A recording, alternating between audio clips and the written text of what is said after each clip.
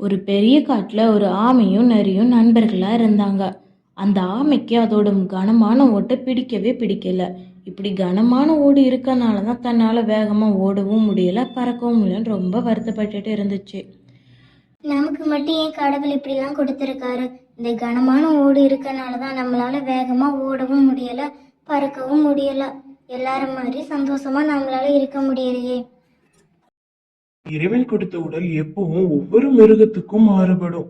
ஒவ்வொரு மிருகத்துக்கும் தனித்துவமான உடல்வாகு கடவுள் ஏன் கொடுத்திருக்காருன்னு தெரியுமா? எனக்கு ஒன்றும் தெரியாது, நீயே சொல்லு.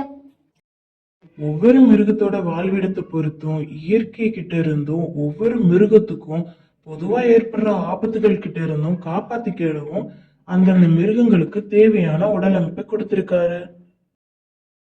உன்னோட உடல்ல இருக்கிற கனமான ஓடு உனக்கு உதவி செய்யறதுக்கு தான் அமைஞ்சிருக்கு.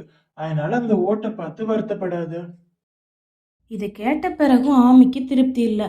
அப்பதான் ஒரு வேடன் அந்த நரிய தன்னோட வில்லுல குறி வச்சாரு. அவன் குறி வச்சதை ஆமை பார்த்துருச்சு. உடனே நரிக்கு முன்னாடி போய் பாதுகாப்பா நின்னுச்சு. வேட்டைக்கார விட்ட அம்பு எல்லாமே ஆமையோட முதுகுல பட்டு கீழே விழுந்துருச்சு.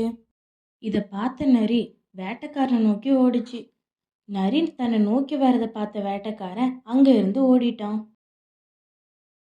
இப்ப பாத்தியா, உன்னோட கனமான ஓடு தான் உன்னையும் என்னையும் காப்பாத்துச்சு. இந்த நேரம் உன்னோட ஓடு இல்லைன்னா உன்னையும் என்னையும் அந்த வேட்டைக்கார விட்டு அம்பு கொண்டிருக்கும். இனிமே உன்னோட உடம்ப பத்தி யோசிக்காம நல்லபடியா வாழ்க்கைய நடத்து.